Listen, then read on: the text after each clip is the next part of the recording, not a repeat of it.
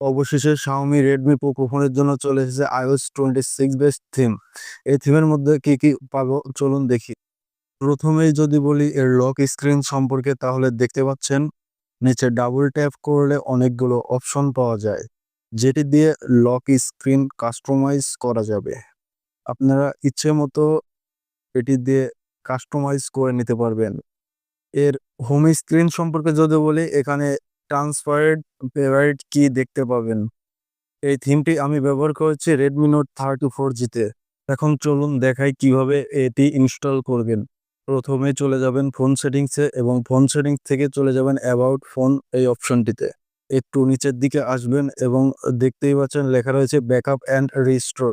এই অপশনটিতে ক্লিক করুন। এরপর ক্লিক করবেন মোবাইল ডিভাইস। এইখানে সবগুলো অপশন সিলেক্ট করা থাকবে। আপনারা সবগুলো অপশনকে আনসিলেক্ট করে দিবেন। সবগুলোকে আনসিলেক্ট করে দিবেন। সবগুলো অপশন এরকম সিলেক্ট করা থাকবে, কিন্তু আপনারা সবগুলো আনসিলেক্ট করে দিবেন এবং নিচে দেখতে পাচ্ছেন যে অপশনটি রয়েছে থিম। শুধু এই থিম অপশনটিকে সিলেক্ট করে দিবেন। সিলেক্ট হয়ে গেলে নিচের ব্যাকআপ অপশনে চাপ দিয়ে দিবেন।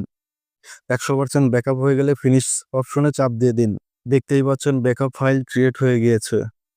এখন আপনাদের যা করতে হবে, টেলিগ্রাম থেকে নামানো ব্যাকআপ ফাইলটিকে খুঁজে বের করুন। ফাইলটি আপনারা ফাইল ম্যানেজার ডাউনলোড অপশন থেকে দেখবেন, টেলিগ্রাম যে অপশনটি রয়েছে সেখানে গেলেই ফাইলটিকে পেয়ে যাবেন।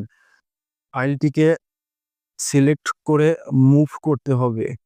ফাইলটিকে সিলেক্ট করুন। সিলেক্ট করার পরে মুভ অপশনে চাপ দিন এবং MIUI যে ফোল্ডারটি রয়েছে সেখানে ক্লিক করুন। এখান থেকে ব্যাকআপ অপশনে ক্লিক করুন। অল ব্যাকআপস অপশনে ক্লিক করুন। এইখানে একটু খেয়াল করুন, নতুন যে ফাইলটি ক্রিয়েট করা হয়েছে সেই ফাইলটিকে ক্লিক করুন। পুরোনো ফাইলে নয়, নতুন যে ফাইলটি ক্রিয়েট করা হয়েছে সেই ফাইলটিতে ক্লিক করুন এবং এইখানে পেস্ট করে দিন।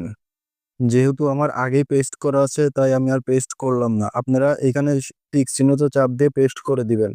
পেস্ট করে দেওয়ার পরে ব্যাকআপ অ্যান্ড রিস্টোরে ব্যাক আসুন এবং রিস্টোরে চাপ দিন। রিস্টোরে চাপ দেওয়ার পরে ব্যাকআপ করা ফাইলটিকে রিস্টোর করে নিন।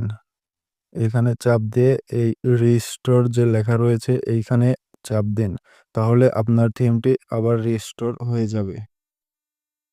আপনারা আপনাদের থিম স্টোরে চলে আসুন এবং এইখানে দেখতে পাবেন থিমটি ইনস্টল হয়ে গিয়েছে।